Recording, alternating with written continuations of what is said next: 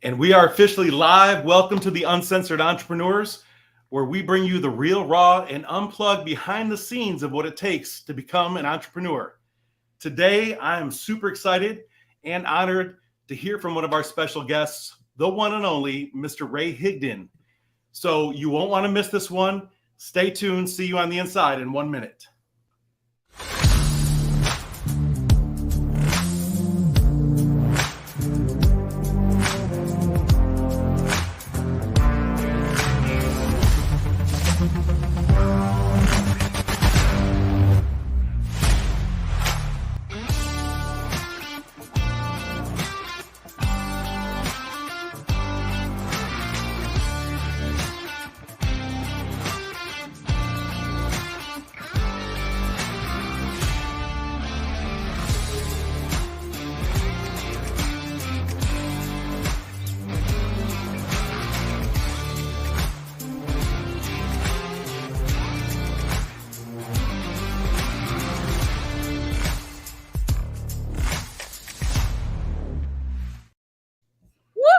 Welcome to the Uncensored Entrepreneur Show. Oh my gosh. We have been waiting for this week for like a month. We're like so excited. I've been waiting for 3 years, but that's besides the story. Yeah, okay. The one and only Ray Higdon. Christina, aren't you excited? I'm super excited. I am so excited to have you here, Ray. We're all, we all have had really unique opportunities to be around you and learn from you over the past few years. And it's been such a pleasure to watch you evolve. I started working with you a few years back in your Top Earner Academy. And man, you changed the way that I viewed business. You changed the way that I did business, and you changed me for the better. And I know that each and every one of you can say the exact same thing about Ray. And today we're super excited to have you because we've watched this evolution happen. And I think that that's something about entrepreneurship that we talk about, is that this evolution happens and you become more and more and more as you grow. And we've really seen that happen with Ray, and we're excited to talk about having faith over fear in business, in life. So thank you so much for being here with us today, Ray. Anybody else want to add to that? All I'm going to say is, Ray, I don't know if you know, but I met you back in 2007, you and Jessica, before you guys were even married, I think. 2007, where at? In Florida. I think we were in a coin company back in the day. Okay, so I joined that in 2009. Oh, so it might have been before that. But I met you through USP back in the day. Okay, nice. Yes. That's awesome. So it is kind of it's refreshing to watch you evolve over the years too, and especially the last few months that you have completely changed. Yeah. And kind of put that faith in there as well. Yeah. And likewise, my experience has been an interesting journey as well, Ray. We've run in some of the same circles, right? We've hollered at each other on social media, but I've never had the opportunity to physically meet you in person. So I'm really looking forward to next month. We'll be talking more about that. Yeah. But my journey started with some travel companies, MLSP, and then obviously I phased into some of your programs such as Rank Makers. And, it's been an honor. And we're going to be really talking a lot about kind of that transition in your life, that missing piece that you have been talking about lately. Sure. And I was there, right? I was there during that transition because I was watching some of your content and I noticed this shift. Yeah. So we'll be addressing that. But I think it was in like November or December of last year, if I recall. And then all of a sudden we started to see this transformation, which quite honestly, I love it and I embrace it. I think that's one of the questions that everybody wants to know too, is like, what made you take that leap and jump into your faith? Yeah. Star, did you have anything? Yeah. I was gonna say you start. You jump in because it doesn't mean that everyone has the same experience with everyone. So jump in and tell Ray about your experience with Mr. Higdon. Yes, tell him about your experience. I'm brand new to your space, Ray, but I've had the opportunity to check you out and see some of the amazing things that you've worked on. And really what I loved about you is that I saw that you had much success like in real estate, and then you had some failures, but you just picked right back up and just took off again. So I'm so excited to learn more about your journey today too. Yeah. Awesome. Awesome. Cool. I just felt like I needed to include you. So yeah, and I love the name Uncensored, right? And so, hit me with whatever you think I can help people with. So, I mean, it really started, the end of 2019 that's when things started to really change. And 2019, we had a great year. I mean, we just crushed it. I spoke, at on Grant Cardone's stage, on Russell Brunson's stage, and just everything was just crushing. Everything was increasing. We had our highest attended event ever, and everything's just crushing. And I just got this, there's something missing. And I started noticing things I'd never noticed before, like just different personality defects. I started noticing, that I did have a lot of social anxiety, where never speaking on stage, like very comfortable with that at this point, speaking on video, no problem, being vulnerable, all that stuff. But when it came to connecting with people on a personal level, that's where it was just very uncomfortable. Didn't like it. I didn't know why. And so I started this very different journey of, looking internally at, I had always worked on my skills and I'd worked on strategies and invested lots and lots and lots of money and my mentoring. And there's just something missing. And so after, trying a lot of different therapy, hypnosis, meditation, and all of those things were helpful, right? It's not that they weren't, right? All of those things helped, shave a little bit, off of the different either, stresses or whatever. Layers of the onion almost. Yeah. But there was still something missing. And then, I guess it's been 9 months, maybe. So 9 months ago, my wife had just got done speaking at who I was just on an interview with, Kimberly Olson's event in Nashville, which I think, Christina, you were there, right? Weren't you? You know what? I was getting my residency in Mexico. I was supposed to be speaking at that event, and I wasn't. But I missed something big, didn't I? Yeah. Shame on you, Christina. Just keep going. Well, I know, Christina, you're very selective on the events you go to. So I'm very. Just let me show up. And so my wife, she speaks at this event, and she comes back, and I'm pretty sure this is the first time she's ever said this, but she's like, "Hey, I met someone you need to meet." And I'm like, "Okay." And so we get on this Zoom call. It's a guy named Yaya. I'm skeptical. I'm like, okay, Yaya, huh? Is that a stage name? Like, what's with that? And so I get on the Zoom call, and within the first minute, he says, "I see a big vision for you and God." And I'm like, "Ooh, that just gave me chills. What are you selling me here, preacher man? When do I swipe my card? What do we got going on here? Because I didn't grow up in the church. I didn't know one verse. I had seen John 3:16, didn't know what it meant. I literally knew nothing, right? I mean, there was a period of my life when I think I was like 19, when I got my just heart ripped out of my chest, heart totally broken, had a girl I was totally in love with, slept with two of my friends, and I tried killing myself. And so I tried killing myself, got Baker acted, and I went to church for like the next 3 months. And that was my only real exposure to church, up to that point. And that was when I was, 19, and here I am 45.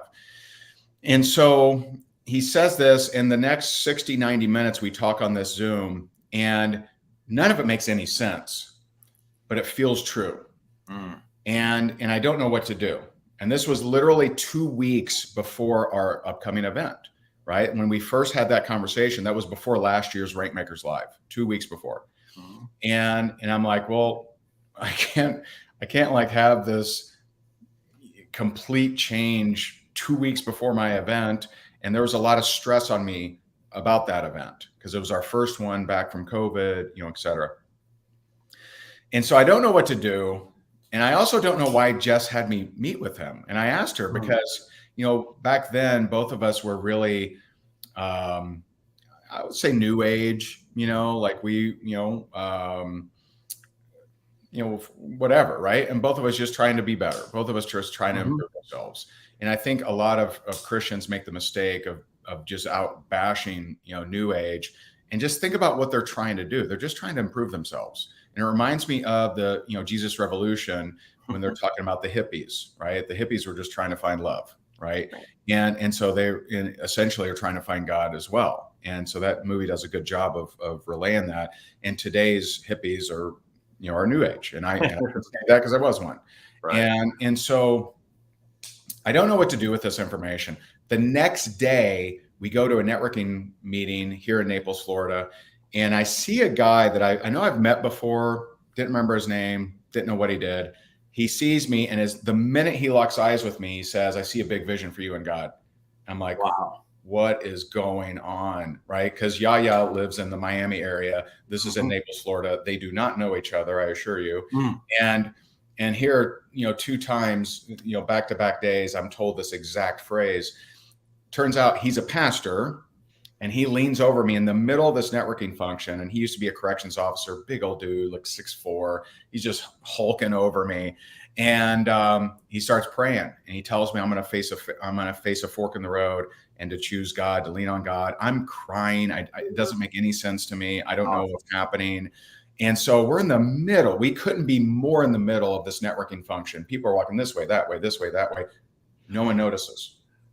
So I come out from this, big old dude, praying over me, and us in the middle of the room. And I know a lot of the people in the room. No one noticed a thing. It was like God put a force field over us. No one noticed. No one said, "You okay, bro?" Like, "You all right?" And it didn't make any sense. And so I was scared at that point. I was scared, and I know that God wanted me to experience fear over faith. And so I was very much, because the truth is, for the last 2 years, up to that point, we had really had some financial challenges. A lot of the things that had been working in the business stopped working. A lot of things that we were relying on just went away, disappeared. There were definitely things that did work. Real estate, was doing well. Some of our investments were doing well, but it was challenging. And so I thought, I got my event in 2 weeks. I can't completely change my identity like this. What the hell, man? I got all, this is crazy. And so, I go into that event, and so I kind of push it off, and I do regret doing that. And then I think it was the week after that event, I come back to Yaya and say, "All right, give me the lowdown. Well, how's this stuff work? Do I get a decoder ring? Is there a handshake? What do I do here? Because I don't know anything." You gotta put your T-shirt on. yeah, I don't know. How's it work? And so, long story short, I get baptized, and and accept Jesus as my Lord and Savior. And they, Yaya and his friend anoint my house, which I didn't know what that meant. They're just walking around with oil, and I'm not sure if it's going to stain or not, but I'm not really clear what they're doing. But there's 2 interesting things that happen. And one, our son, who just turned 4 yesterday, he's 3, obviously, at the time. He, every night that we can remember, he would just cough like crazy. And during the day, totally fine, no symptoms. Every night, cough like crazy. I'm like, bad. You're just tearing up, hearing his struggle during the night, which made no sense. We had changed out sheets. We had changed, humidifiers, essential oils, medicine. We tried everything. None of it had helped. He would cough literally all night, no matter what we did. So that night, I go to put him in his crib. He was in a crib back then. And he says, "Daddy, no sun." And I'm like, well, nighttime, right? But he's looking around the room. So he's looking around the room, and he's like, "Yeah, no sun." And I'm like, "Buddy, do you normally see something in here?" And he's like, "Yeah." And I said, "And you don't right now?" He goes, "No." Ooh. So I kind of twilight zone. I've got I'm like, I don't know what to make of that. He doesn't cough for 2 weeks. And so 2 weeks, sleeps peacefully, 0 coughs, nothing. At the end of 2 weeks, he comes into our room. It's like 4 a.m. We're in bed. He flips on the light. He grabs my Bible and he goes, "Leave me alone." And he yells at the ceiling. Wait, how old was he? 3. What? Yeah. And so we're like, And I got introduced to 2 different deliverance pastors, and I learned spiritual warfare. And a couple weeks later, he was in bed with us, and he goes to me, he goes, "Daddy, he's by the door." And I said, "Do you see someone by the door?" And he's like, "Yeah." And so I said a couple prayers in the name of Jesus. Did he go away? Yeah, he went away. And he goes to sleep. And so that was the one weird thing. The second weird thing is the next day after that baptism, the next day I wake up, and I mean, I did 2 years of 1 to 3 hours a day of meditation, right? So I went from not being able to sit still for 4 minutes without, moving and stretching and stuff, to 4-hour meditations, right? Of just taming the body, taming the mind. And so I mastered it. When you do that, you really get to know your body. And when I woke up the next morning, I was not in the same body. It was a different body. And I'm looking at my hands, I'm looking at the sunrise, I'm looking at the flowers. It's like my eyesight is in HD, like I can see better all of a sudden. I'm just different. And I get this overwhelming feeling that I need to pray, I need to trust God. And so I don't know what I'm doing, but I got on my hands and knees and just said, Father, I turn my life over to you. If you want me to, shut the business down, you want me on the road with a robe, I'll do it. I'm going to be obedient. And that's when I get the, "You need to go live." I'm like, "Oh man, really? Do I need to go live? Do I have to?" And so that's when I went live with my apology to God, which is on YouTube. And that's just an emotional, blubbering mess of me sharing my experiences and sharing how God had gotten me out of the wilderness and gotten me out of so many different things over my life, but I still didn't trust him. I still hadn't revered him. I still didn't know him. And that's where the journey really started. And ever since then, I've been doing my very best to be obedient and, praying for strangers, making uncomfortable moves, doing things that don't make any sense. But it's been just the most amazing time of my life. Wow. You know what, Ray, as I was saying earlier, I was there when you did the formal apology, right? When you went live, and it was interesting because in all honesty, there was a gap where I hadn't seen some, normally I would see your content daily, right? It just comes up. That's kind of the way the algo is working. I'm always looking at your stuff. So you pop up naturally. And there was that period of time where there was a gap and I hadn't seen anything for maybe a couple weeks. And when that came on, I just remember it was perfect timing for not only yourself, but I want you to know that there were thousands of people that probably needed to hear that message at that exact moment in time, because something was happening in my life. I don't recall exactly what it was, but when that popped up, I stopped everything I was doing. A lot of times I'll multitask, as an entrepreneur, you hear somebody talking or a podcast, whatever it may be. But when you came up, you were on YouTube, I heard it, I stopped everything I was doing, and it just shook me, right?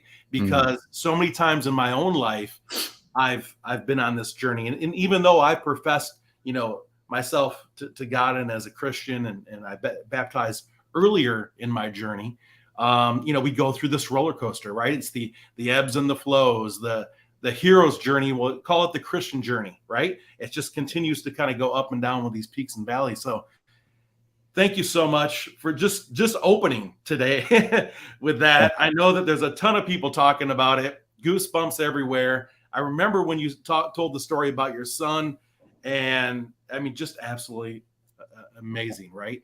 And when you do give it all to God, a lot of things happen. There's a big shift. And if I recall, and I want to talk about this just a little further, tell us about the challenges as a business owner and an entrepreneur along that way as well, because I remember when you first started to put things out, you had lost like a lot of views, and your tribe started to thin out in the beginning, and then it started to magnify, right? You're giving God the glory, and it came back even stronger. But do you want to kind of expand a little bit on the challenges that you faced in making that decision as a business owner? Yeah. I mean, I think making that decision is giving me too much credit because I didn't want to. I'd been a speaker for 15 years, had never said the word God from stage. And so it really is more obedience than any kind of strategy, any kind of, I know what I'm doing or any of that stuff. Because I didn't want to go live. I didn't want to talk about it. And I just felt, and there's been a lot of things I didn't want to do that he's had me do. And kicking and screaming, Ray, kicking and screaming. Yeah. I mean, yeah, it's just, so you're giving me too much credit. But as far as the reaction that I can talk about, my harshest reaction was from believers. And, believers that are more legalistic in nature and didn't like the way I was doing it, and, thought that, I should be doing it a different way. And, who am I to be preaching, and who am I to be talking about this and that, and all very, legalistic kind of things. And, James 1:16-17 says, God gives you everything good and perfect. And, I had to read that only 100 times to really get it. I thought good and perfect was good and even better. Well, perfect is what's needed, right? And so if it's your birthday and you're about to go on a hiking trip and someone gets you hiking boots, you might call those gifts perfect, right? Perfect, right? I'm about to go hiking. How'd you know, right? Perfect. So perfect is what you needed. And so I needed to experience that judgment and shaming from other Christians so that I could know what it would feel like. Yeah. Because I didn't grow up in the church. Yeah. So by me getting judged and shamed, knowing that I'm following the Lord's path and being direct, and my steps are being directed, me feeling that allowed me to clue into, oh, this is how other people feel. And so it led me to just a very deep conviction of Ephesians 4:29, do not let unwholesome talk come out of your mouth. And so it led me to a deeper level of kindness that I had to learn because of that experience. And so the harshest was definitely from that. I mean, yeah, I had some atheists that didn't like it. And listen, I mean, to me, I know they probably don't like to hear this, but I mean, atheism is a very high form of faith, right? One definition of faith is in the hopes unseen, right? Yes. Well, you're hoping that you die and you did, right? There's nothing else. That is a high level of faith. And if you just listen to the well over 200 documented cases of people dying on the surgery table and being floating above their body and having an experience either negative or sometimes positive, you hear all that and you still got faith that there isn't a God. That's a high level of faith. It isn't something unseen that you can't prove, right? Mm-hmm. And so faith isn't just, hey, I believe there's God, right? Faith is in hopes unseen. And so if you're atheist, you literally, I sure hope there's no God, or else I've screwed up. Yeah, and that's a high level of faith. And so I think I just naturally identified with people who've been church hurt and people who've been hurt by their father, which I think that those two categories of people probably make up 70 or 80% of all people. And, I always felt one thing I resonated with was, the story of David. Right. So, the prophet goes to Jesse and says, one of your sons will be the king. And he's like, ooh-wee, right. He's all fired up and excited and, high-fiving the wife and everything. And so he lines up his sons. He's like, all right, prophet's coming, man. Straighten that up, man. You know, you got slick this back, right? So he gets them all lined up, and the prophet comes. And he's like, it's none of these guys. You got any other sons? He thought so little of David. He had him taking care of the sheep. He's covered in crap. He's covered in dust and dirt. He's so underestimated. He's so definitely not the choice that he's got him out, you know, cleaning up crap. And I felt like that all throughout my life. You know, I remember, you know, for just no reason, literally no reason. I mean, I grew up in a very abusive home, and I remember for no reason, it makes no sense, where I was made to sit in the trunk when we went to places. Why? There's no reason. There's no reason. Why was that me? I was, you know, made to wear, you know, my stepsister's hand-me-downs, just sheer for embarrassment to school. Why? No reason. And so I've been the underestimated. I've been the counted out. I've been the person that was shamed. I've been the person that was picked on, made fun of, beat up. And so I just identify with these people that have been church hurt, that have been hurt by their father. And one of the messages that I'm here to carry is that your biological father isn't a representation of your heavenly father.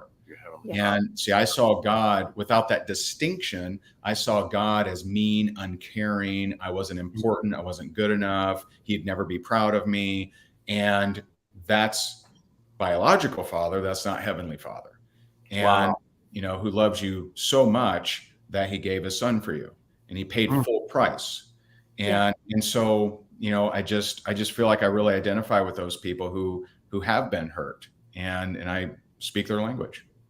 I so appreciate this conversation, Ray. You know that you've heard from me a few times, and I had a different experience. Robert, you came across this video. I had people in my inbox that morning saying, have you seen Ray's video? Have you seen Ray's video? Have you seen Ray's video?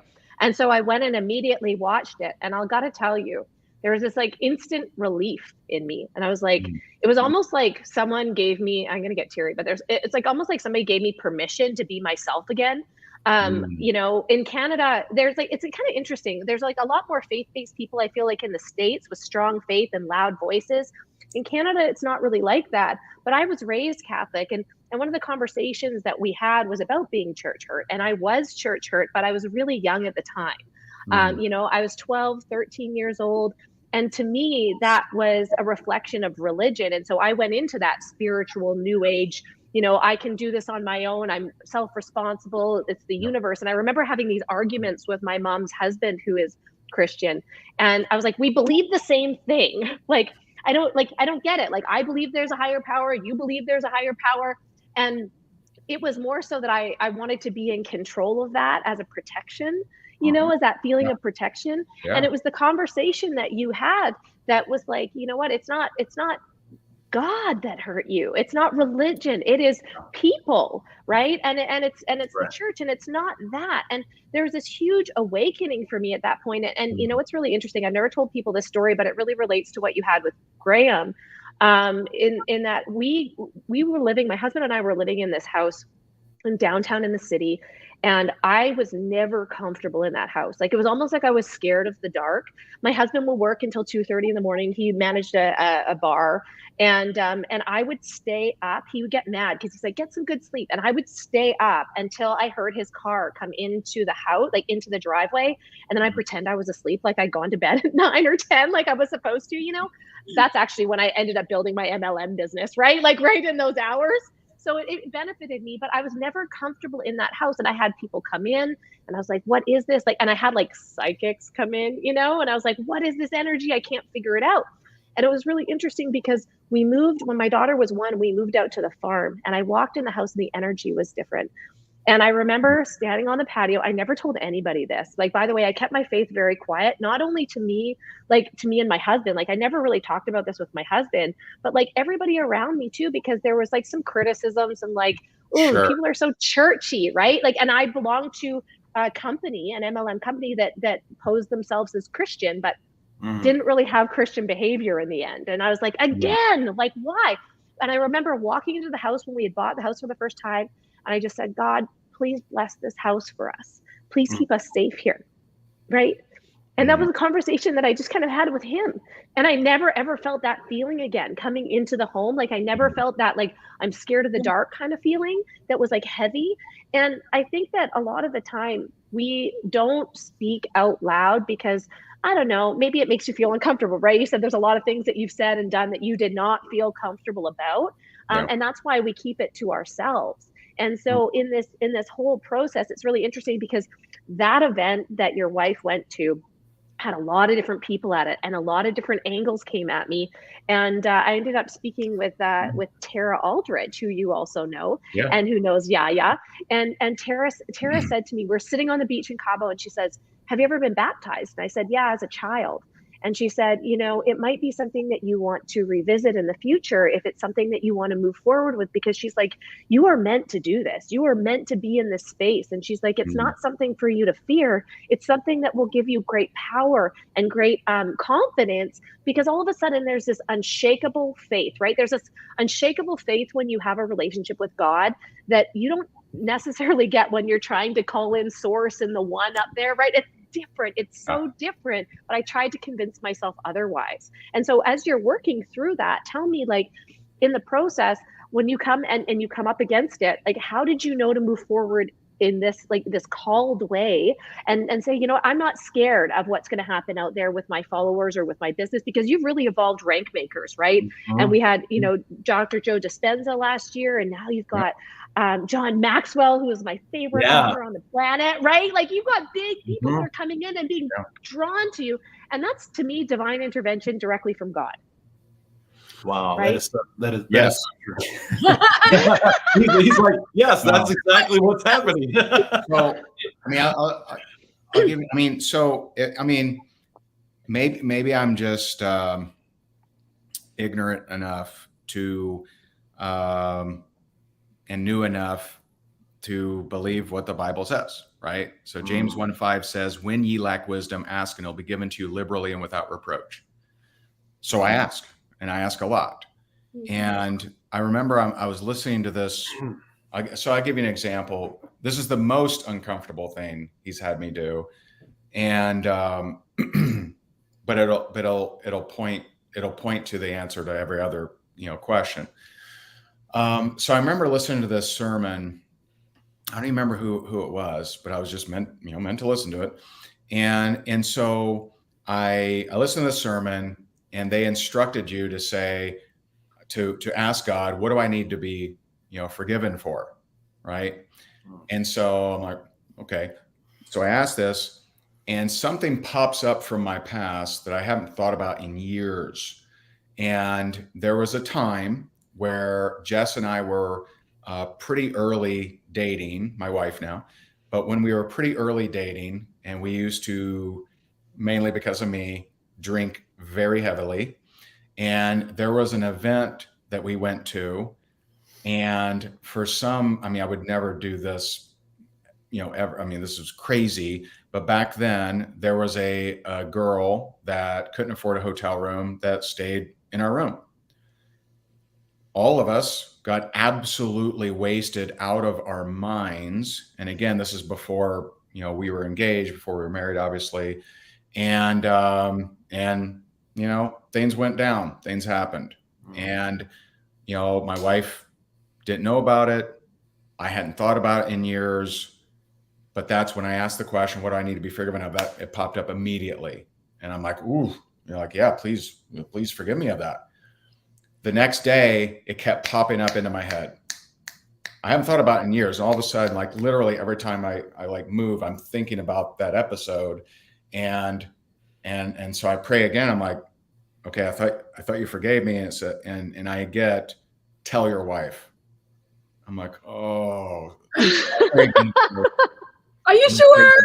I'm positive, right? I'm a Rubik, like he's a Rubik's Cube, or not a Rubik's Cube, about Magic 8 Ball. Yeah. Come on. No, it's not it. That's not the answer. I pray, 5 or 6 times, and it's like, tell your wife. Just pressed on your heart. Yeah. Okay. And so I go and I say, hey, it's happened a long time ago. It's before this and this. She cries. She leaves the house. I think, well, this is great. And she comes back and she says, you know, this may sound strange, but I trust you more than ever. Wow.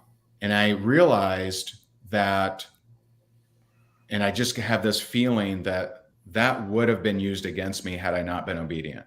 That's right. And it's very different hearing it Wow. from me versus hearing it from someone else. Exactly. You know, it's not like anyone else Wow. knows the other girl.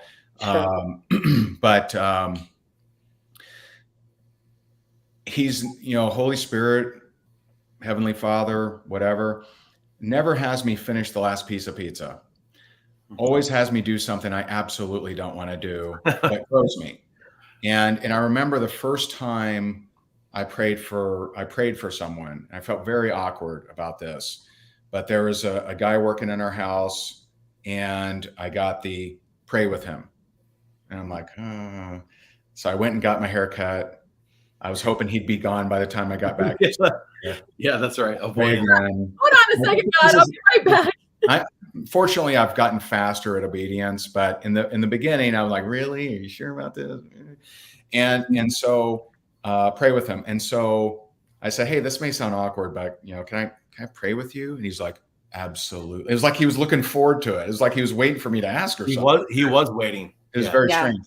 And so we pray, and this was a very kind man. But he tells me the story of 30 years prior, he had been in a coma. And he had been in a coma for 6 months. He was in a really bad motorcycle accident. And because I prayed with him, he shared the dream that he had. So he's in a coma. He's been in a coma for 6 months, broke his like neck and back and all kinds of craziness. And he has this dream. And in the dream, there's like a Grim Reaper character. And then there's this little girl in white. And the little girl in white says, take my hand, it'll be okay. He touches the hand, he wakes up out of the coma. And he said, before that day, I wasn't a very nice guy. And after that, I've tried to do my very best to live a great life. And it was so deep and so touching. It was just so powerful. That was a present for my obedience to hear that story. And so, you know, since then, anytime I get a prompt of, you know, pray. And, you know, something really meaningful happened last week. I think it was, last week. So I was with John Maxwell and his team for 4 days up in Orlando. I just wanted to dig in deep with this stuff because, you know, he's our keynote speaker. He's speaking for up to 4 hours on day 3. Which he only speaks 45 minutes of his own event. You know, that's awesome. That's amazing. Christina's having bad FOMO right now. Yeah. So I leave his event, and you know, I pull off at this random exit on the interstate, and I'm looking at these 2 restaurants, and this one, it's a seafood restaurant, and I mean, I'm by myself. I'm not going to eat at a seafood restaurant. I'm just going to get it like a chicken wrap. You know, I'm going to get something fast and get home because I've missed my family. I've been gone for a week. And so whatever, I get the nudge to go to the seafood restaurant. So I go into the seafood restaurant, and a practice of mine that I've just fallen in love with is any restaurant I ever go to, I now ask the waiter or waitress, hey, is there anything I can pray for you about? Very simple. Right? Very simple, but it's led to meaningful conversations. Absolutely. And so the waitress is named Jessica, same as my wife. And I asked her, I said, hey, you know, I always pray before I eat. Is there anything I can pray for you about? And she says, pray for me. And she tears up, you know, she's doing this. 3 months earlier, she lost her son. And, you know, she starts crying, hug her, pray with her. And I realize that God sent me into that restaurant for her. Because I'm looking at the menu. I don't even want anything on the menu. Yeah. I'm like, you're already filled at this point. I ordered something, but yeah. You know, I left her a nice tip, and I wrote her a note and said, hey, this won't bring your son back, but I do hope it helps you. God loves you. He's in a better place. You'll see him again. And I left there so blessed. I left there so blessed knowing that God is directing my steps and know that God put me in there for a reason. And so I'm just, where did I pick what speakers to have? Where did I pick, why to, do certain things? The majority of answers nowadays is prayer, is asking. I didn't know if I was being called in, but two times, I could argue three, but at least two, he told me no. He told me that, I'm to stay in the business pillar and impact it through the business pillar. And that's one of the reasons that he had me hire John Maxwell to learn how he's done it, because John has brought over 1 million entrepreneurs and business owners to Christ. And he has a salvation scoreboard that he actually has goals that he believes in the very near future, he'll be converting 2 million people a year. Wow. And so, like that's someone to learn from. He's been at this game a long time. Absolutely. And Brenda, I did see your question. Why not have a day of worship? So this event is over $1 million of expenses. And the reason that it's set up that way is we had this booked in 2020. And when COVID came, they allowed us to move it to 2021. And in 2021, you could not get a lot of people to an event, right? So they said, Ray, either pay us $700,000 cash, or we'll move it to 2023. And so you're like, done. Okay, so we move it to 2023. That's a better option, right? And so I have prayed on, should I have, like a worship thing? I know that God is making this a true faith over fear, because I know that the old me would have been so stressed out over the room block and over the expenses and over the costs and over everything that can, possibly happen. And it's, we have it booked for Wednesday, Thursday, Friday, Thursday, Friday, Saturday.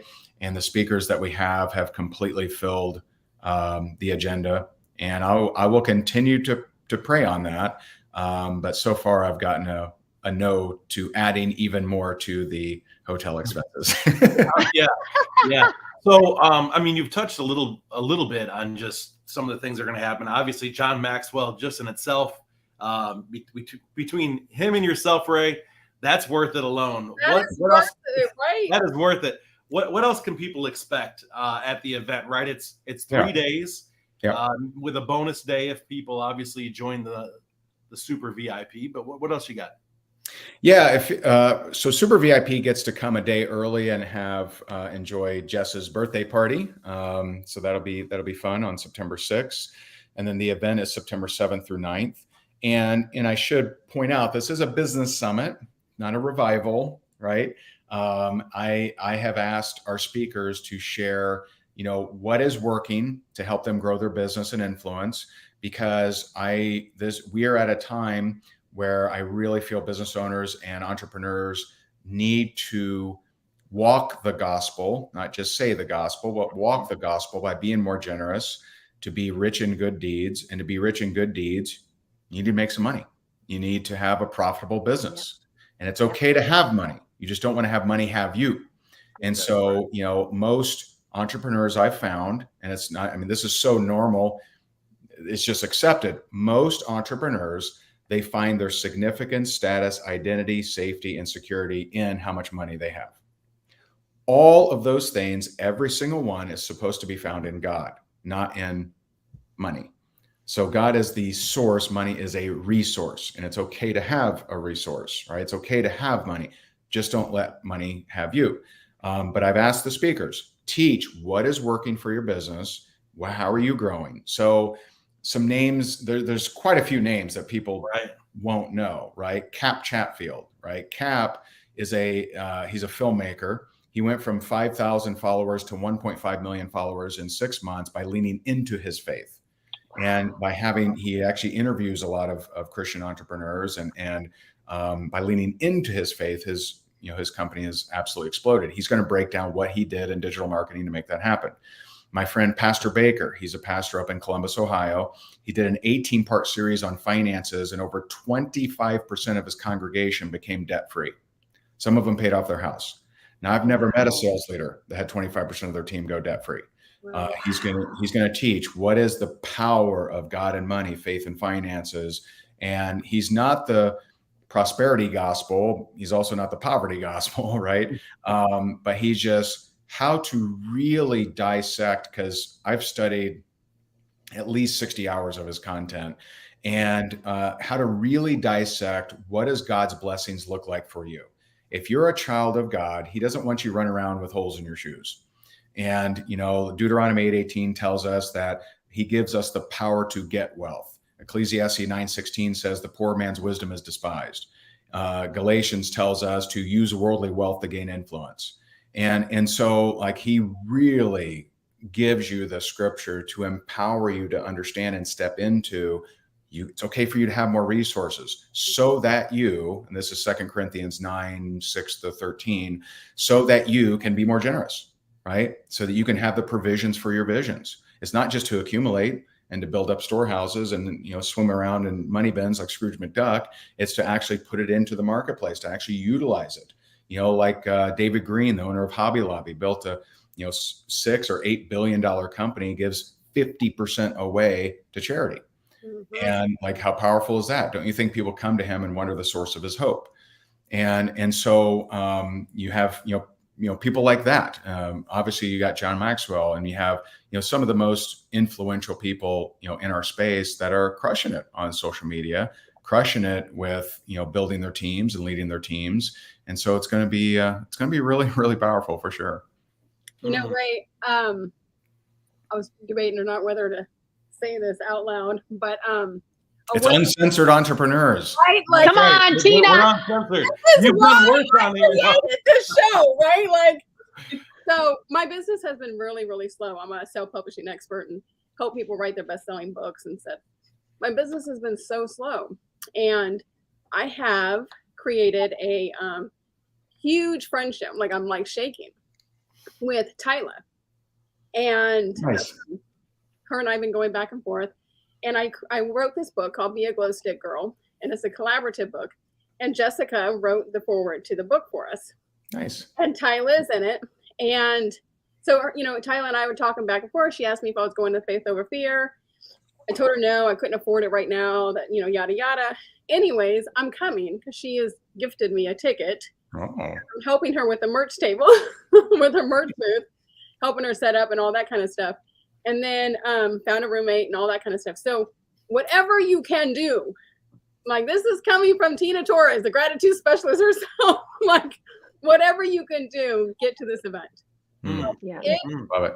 I wouldn't have said that, out loud to anybody else, but for some reason, like, just hearing your story, and I've heard your story many times, and I, gave myself to Christ in 2006, and I was like you, I jumped in, and I'm like, I took like every single Bible study. And I remember the older women my studies were always say, Tina, I love the fire that you have as a new Christian. Like, I wish I still had that fire that wants to know everything about it.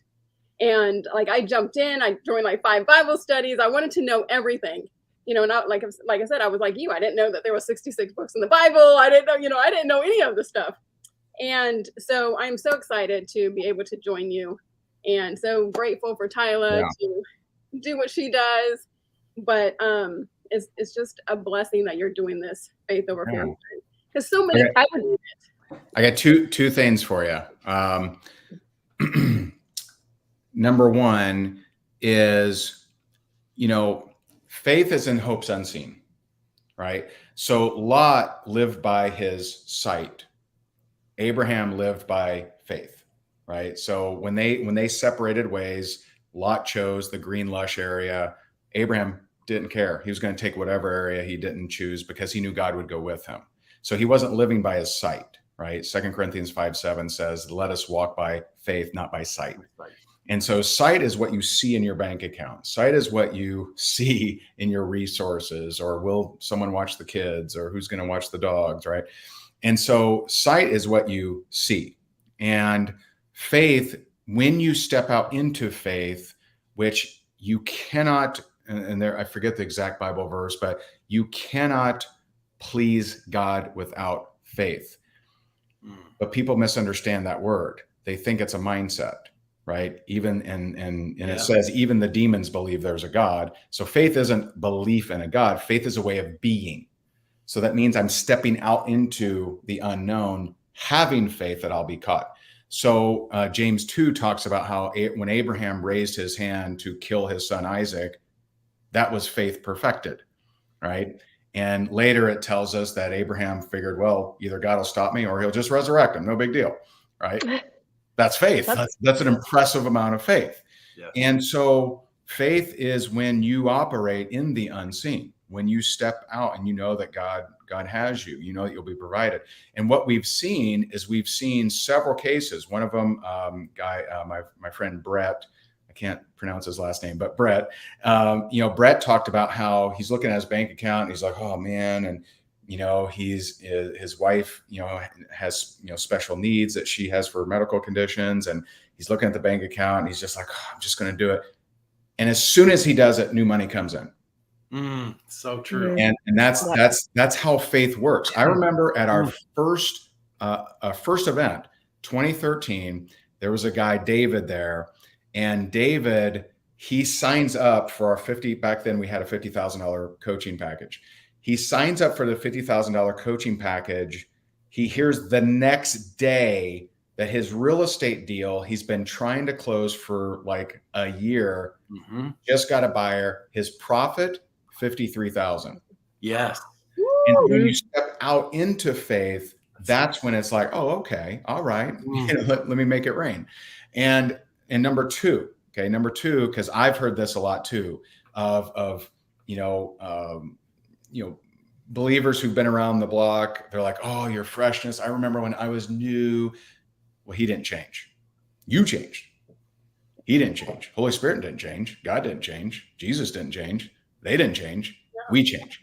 And so it's very important to, yes, get into study. Yes, get to learn the scripture. Yes, get Bible mentors and everything. But it's very important to get out into the world, right? So we're to be doers of the word, not hearers of the word. And so what's a doer of the word? So there's two things that might help, people on here. Number one, every day I do something called cast. And I pray to God and I confess I've sinned. I sin every day, pride, lust, ego, you name it, right? So I confess I've sinned. I ask for forgiveness. I tell him I'm available today. I say, send me someone and tell me what to say. Cast, right? So confess, I'm available today. Send me someone, tell me what to say. I do that. And every time I'm at a restaurant, and sometimes in Ubers, I need to get better at that. But in restaurants, I'll always ask the waiter or waitress if I can pray for them. That's you being a doer of the word. Now that doesn't, that you're not earning salvation that way, but if you are saved, you want to honor God more. And so I would just ask for a renewing of the Spirit in you, and because he didn't change, right? If we start, I really believe that if we start being disobedient, we hear the voice less and less and less. And I would just ask, hey, please start guiding me, direct my steps louder and more clearly, speak to me, speak to me in dreams and visions in ways I can remember and understand. And so just ask, right? Just ask to really get that renewal. And listen, right? Like that's the hard part, is be obedient when you hear. Ray, I've been going to your events since I started working with you. And it's one event that, like, come hell or high water, I would make it there. I've got a celebration of life that's really important, so I cannot. But if anybody is out there listening and they're on the fence, these events are not only life-changing, but the people that you meet there, like, I know Jenny Potter speaking at your event. She's one of my favorite humans. She has helped me so much, right? We all love Jenny, right? Yeah. So, and I never would have met her. And it was so interesting because at the event, we just kept crossing paths. We sat down next to each other at lunch. And like, these people are meant to be in your life. And if you're not physically there, I'm sending Tina and Robert in for me. But, if you're not physically there, then you don't get that experience. And I tell you this wholeheartedly, that every single time I show up to one of these events, my business has changed, my faith has changed, my understanding of myself in relation to others has changed. And if you make the time and take the time, you absolutely will have a transformation. It's just a matter of having the courage, the faith to go. And I promise you, you'll have something that will change everything for you, or a perspective that will be shown to you that you never would have had if you didn't show up. Yeah. So what, somebody was asking about having the revival or whatever afterwards. Is that sometimes I love the events. Of course, I love the events, but it's almost like the event after the event are the ones that are the big, huge things. The one person you met in the bathroom, the one person you see across the hallway and you guys had an experience together. It's those kinds of things that you never find on online, an online event. It's always the experience that happens from the experience, right? I mean, it's like you go to an event and it's always what happens afterwards. It's basically the reaction to that. I didn't want to dismiss this at all. Yeah, exactly. I love this. So Tina, you want to address this since Justin's one of our diamond partners, total rock star. He's just awesome. So he's offering up, just so you know what this means. Okay. Yeah. So he's offering up a super VIP ticket, which it's your show. So we'll let you, give it away, but a super VIP ticket gets you into Jessica's birthday party, into the super VIP party on the second night, get you all of your lunches and a special session with John Maxwell on day 3. Wow. So this is a very big deal. It's huge. You can't get this for less than $550 right now. I might skip the funeral for that. I might skip it. We're going to have a virtual option. I'm kidding. You live stream the funeral. I mean, come on. Excuse me, I gotta go to an event because I got to go to a birthday party. Is it okay that you live stream the funeral? We're going to get to that is Justin's such a offer gift. here. Oh, that is such a gift. Yeah, we're going to get to Justin's offer in a moment, but I just want to say, Ray, absolutely, just from my own personal experience, I did buy one of these tickets. Like you said, it's $550. It's worth it. In all honesty, as I was looking at everything that was included, I would have paid $5,000. 100%. So I'm just letting everyone know the remainder. We'll talk about that later, Ray. We'll talk about that later. $700,000 hotel bill. I invoice you. Did I say sweat equity? Did I say sweat equity? I don't know. Anyways, but Justin, thank you so much. And actually, we would love to take you up on this. So if anyone in the audience, whether you're watching live, and we'll even give those a chance that watch this on replay later today, if you absolutely are going to be available in again, September 7th, 8th, and 9th, the VIP allows you to arrive for Jessica's special birthday party on the 6th, the evening of the 6th. So if you're available in September during those periods of time in Orlando, please reach out to us. In fact, make Tina your direct contact so that, just take it upon herself to be able to give this to somebody that really could use this ticket. Yeah. I'm super excited. And thank you, Justin, for this opportunity. Definitely. Thank you. Hey, Star. Hey, Star. I want to hear from you today. Normally, so that you know, Ray. Taking it all in. Star talks the most. Okay. Usually we have to be like, Star, quit talking. That's enough. You've gone over your limit. But today she's just kind of taking it all in, and we appreciate it. So, Star, tell us a little bit about your just experience in all of this. I know that Ray, like we all have some kind of connection with Ray, and you didn't, right, until just recently. Yeah, definitely. So I'm actually someone who's been coming from the side of the church hurt, I guess is what you described it as. I thought it was really interesting, your journey, what you shared. And I also feel that you have this push or this nudge that came from God. You had people who came at you and said, this is what you're called to do.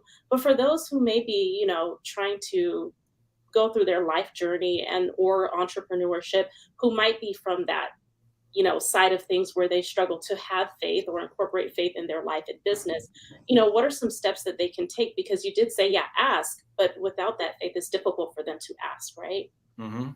Yeah. So here's the two kind of things that come up. So one, there's many, pieces that were confusing to me in the Bible. One of them was, okay, you got Adam and Eve running around naked. They don't care. All of a sudden they gain knowledge. Now they're ashamed that they're naked, right? Like, What's that all about? It's kind of weird. Well, the reality is that they were no longer clothed in God's acceptance. And ever since then, we've all been attempting to get acceptance from what we can only get from God, from other things. We've been trying to get acceptance from our parents. We've been trying to get acceptance from friends, from significance, from status, from money, from celebrityness, from followers, from you name it, right? And some trying to gain acceptance in horrible ways, right? Doing bad things. And so there's that. And I really believe without that, there's always going to be a piece of you that's looking, that has a God-shaped wound that we try to fill with everything but God. One of my favorite, I should say, not best, but one of my favorite parables is the prodigal son. So the prodigal son goes to his father and says, give me my inheritance.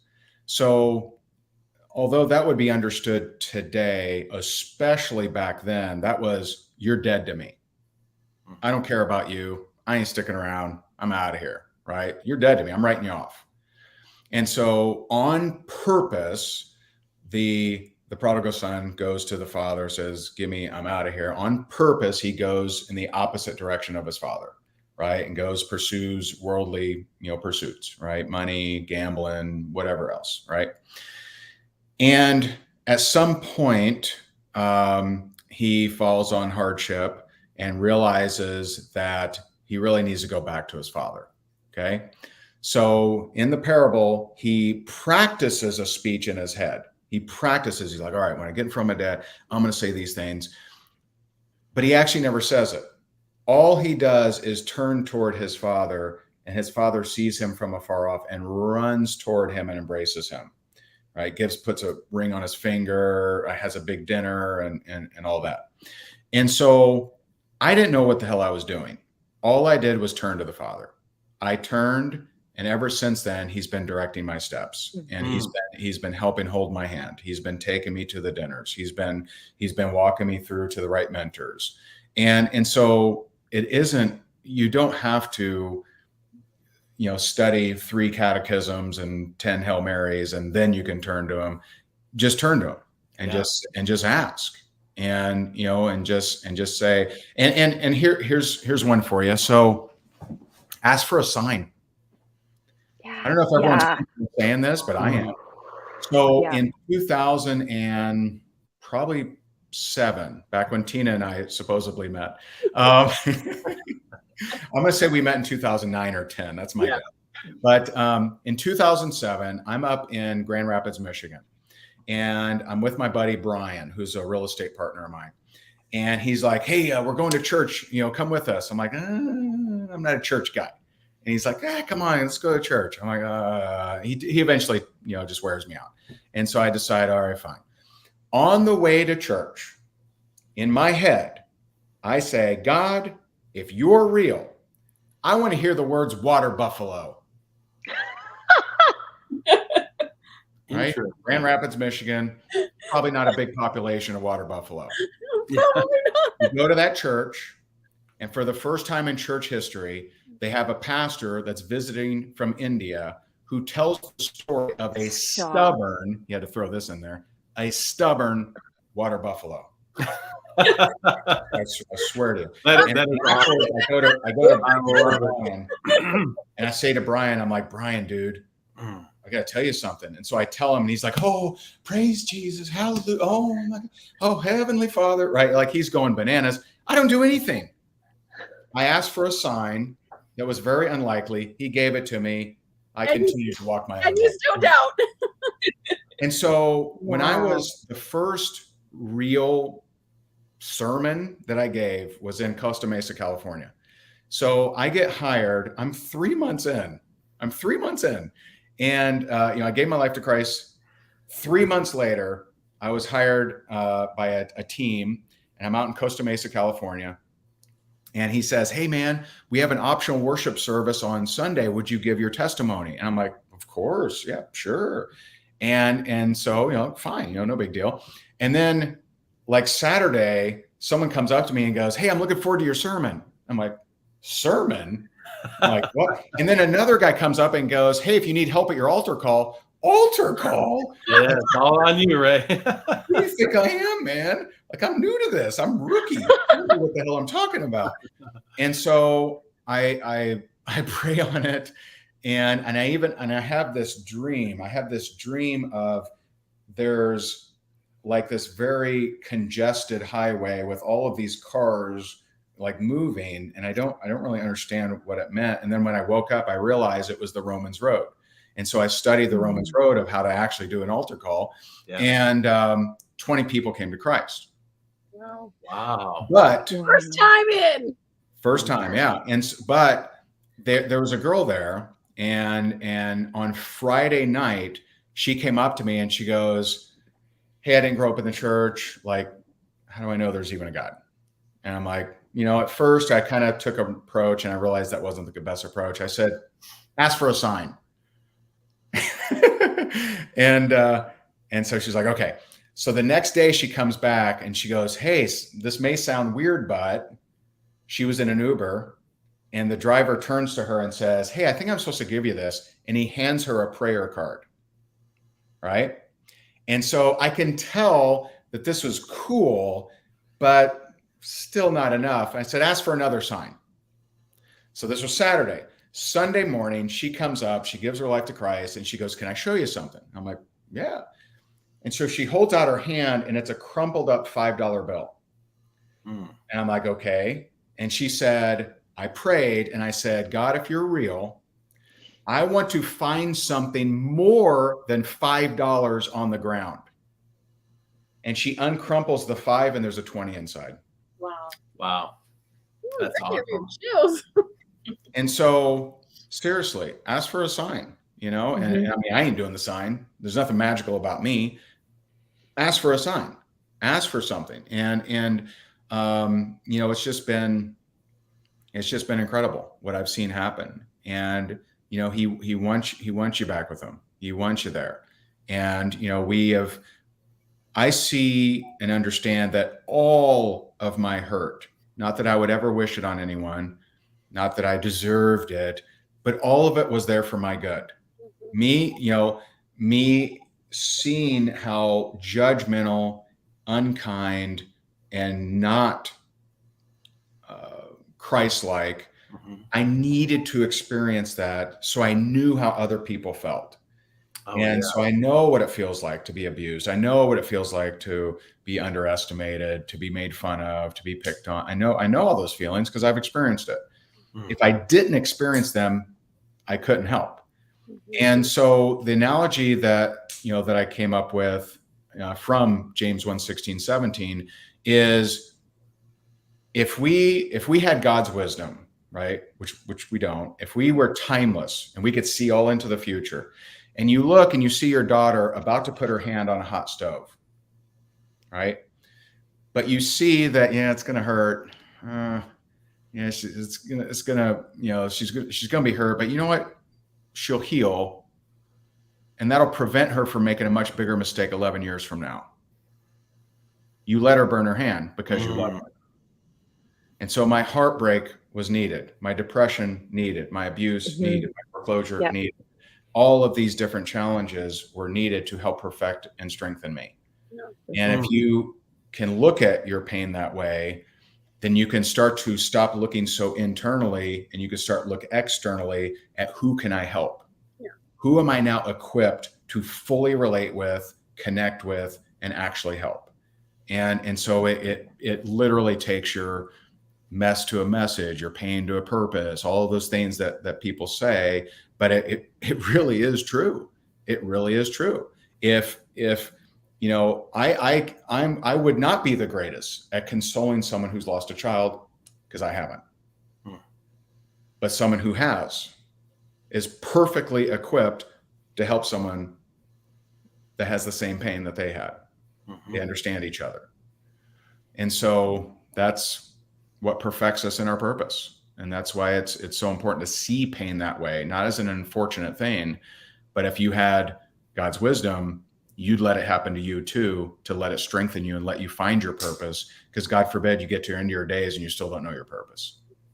You know, the book that I'm writing, Be a Glow Stick Girl, is about people who have to be broken like a glow stick in order for them to shine as bright as they are. Nice.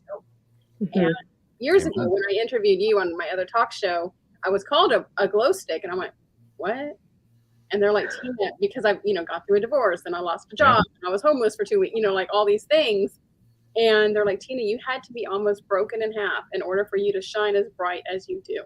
Yeah. And now that I'm going through another kind of, you know, dark time, you know, I was just having a conversation with Robert this morning, and, you know, he said the same thing. He's like, you know, in 6 months, you know, everything's going to be good, but in 6 months, you're going to be like, oh my gosh, remember when I was like in such a bad place? And so you are right. You know, when you're going through these kinds of things, you can take your pain and turn it into a message. Yeah. All of these things, you know, and now I can talk to people who have been married to an alcoholic, or who have been married in a, you know, physically abusive relationship, or who have lost their job, because I have been there. Yeah. I agree with you, Tina. I think that is why we're called to do what we do, because we've been in pain before. And Ray, I don't even know if you know that Robert's lost a child. And I'm like, I feel like Robert's lost a child. And so I like feel like this message. So is Star. Yeah, you know, and so like I feel like this message is like so imperative for people that are going through massive heartbreak. It has been a heck of a few years. I know there are a lot of people that see the world right now and are being called to be louder about their faith and find values and raise our kids the best way that we can. And I think that this message is so necessary right now, that the painful pieces that we often beat ourselves up over are the ones that are the things that are part of our calling, and the things that are truly letting us be of service to those around us that are going through the same thing right now. Yeah. Absolutely. Absolutely. Well, I almost hate doing this, because I know probably we could make this into a mastermind of the heart, and we could talk for hours, and Ray will have an opportunity, right, to even talk further into September. Just as a quick recap for those that have been popping in and out, we do have a super VIP ticket available. Generous gift from Justin, and so reach out to. They should have them share or something. Have them do something in the comments. People and we will. Absolutely. Yeah, that's a great thing. So, if you're going to be in the Orlando area, or even if you're not, you know what, travel from anywhere, get down to Orlando, Florida, September 7th, 8th, and 9th. faithoverfearlive.com will give you some more information. You can purchase all your tickets there. We've got John Maxwell as the keynote speaker. Along 4 with hours? What? Huge lineup, right? Huge lineup. I'll go live. I'll go live for you, Christina, or I'll Thank you. On FaceTime. I will say that Ray could afford John Maxwell for 4 hours, but he couldn't afford the 4 of us. So we'll have to plan that for another event. I'm saving up. In the near future. I'm just joking, right? But we really do appreciate your time. Normally, you know, these go for an hour, and it's always funny because we're like at the 50-minute mark. We're like, okay, are we done talking? What else? We really could talk forever, and we appreciate your wisdom, everything that you've put out there. And we look forward to some future collaborations and opportunities together. But everyone, again, if you just caught this in bits and pieces, I recommend to watch the replay later, because I know I'll do it again, just purely for the ability to lift your soul, right? Notes, and I'm like, I'm not taking notes. I need to rewatch it. Yeah, absolutely. So again, faithoverfearlive.com. Ray, is there what's the best way that other people, we know that you're all across social media, what's another way that people can reach out to you directly? Instagram, at Ray Higdon. I do check my own messages. I have to send you guys audio clips, or you don't believe me. But yeah, I check my own messages. Awesome. I like that. I like that about you, because every time I have reached out, you definitely have responded. Yeah. Okay, so you can attend live, which is the best thing. Yeah. However, you yep. can attend virtually as well. Right. It's not as good. You won't meet John Maxwell in the bathroom, Christina. Well, I hope I don't I meet hope him in the bathroom. Christina's not meeting John Maxwell in the I think bathroom. John Maxwell going to the bathroom. You are going to be so mad. But you can attend virtually, and they still go to faithoverfearlive.com. Correct. The virtual ticket, Yes. and you guys can join us, Robert and I, there too. I told Robert we're going to do some red carpet interviews for There you go. entrepreneurs. Nice. Yeah. Well, Love it. thank you So, for having me. You guys. Yeah. Thank you very much. Thanks Our for being pleasure. here, Ray. So much, Yeah. Ray. I think you got Right. all 4 of us to cry at one point during this time. All right. See Mission y'all soon. accomplished. Guys, we'll see you guys next Thursday, 1 p.m. Eastern. Thank you guys for tuning in to All right. Uncensored Entrepreneurs. Thanks again, Ray.